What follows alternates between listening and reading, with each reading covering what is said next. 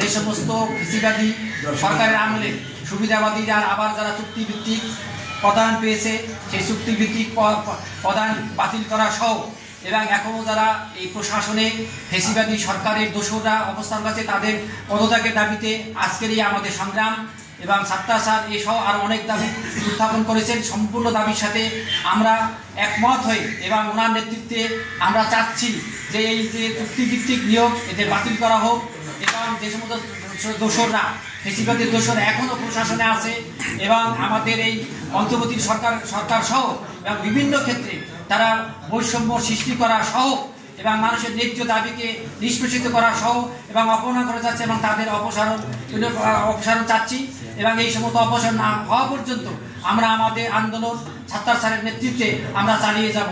এবং আমরা আপনারা সাংবাদিক ভাই আপনারা জানেন যে আমরা ইতিমধ্যে এই যে বর্তমান জনপ্রশাসন মন্ত্রণালয়ের সচিব মুখলেছুর রহমান সাহেব এবং আমাদেরও অত্যন্তভাবে হেয় করেছেন। আমরা ওনার কাছে এসেছিলাম এবং উনি আমাদের আশ্বাস দিচ্ছিলেন যে বঞ্চনা নিরসন কমিটির মাধ্যমে পুনঃবঞ্চিত অতিরিক্ত সচিবদের বিষয়টিকে উনি পুনর্মূল্যায়ন করবেন। সেই জন্য একটা কমিটির মেয়াদও বৃদ্ধি করা হয়েছিল এবং আমাদের আবেদন করতেও বলা হয়েছিল, আমরা আবেদনও করেছিলাম।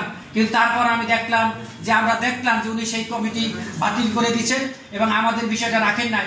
এতে এই অপমানটা আমরা আগে পুনর্বঞ্চিত ছিলাম, এখন আমরা ওনার প্রতি অপমানিত হলাম।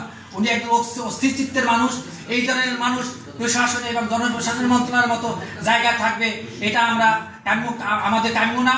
এবং আমরা চাচ্ছি যে আমাদের যে বৈষম্য বিরোধী ফোরামের নেতা আব্দুল সাত্তার সাহেব যে দাবি তুলছেন সেই দাবিটা সঠিক এবং এই ধরনের অতিবিলম্বে এই ধরনের লোকদের অপসারণ করা হবে। স্বৈরাচারী সরকারের অনেক অফিসারকে কিন্তু আমরা এখন দেখতে পাচ্ছি টেলিভিশনে বললে কোনো মিটিং এ দেখি আমরা দেখি তাদের ওই চেহারাগুলা যারা তখন এডিশনাল সেক্রেটারি ছিলেন এখন সচিব আছেন তারা যদি থাকে তাইলে তো যে ছাত্র জনতার যে আন্দোলনটা হলো যে স্বৈরাচারের পতন হলো সেই আমাদের আশা আকাঙ্ক্ষা প্রতিফলিত হবে না। সুতরাং তাদেরকে অপসারণ করতে হবে।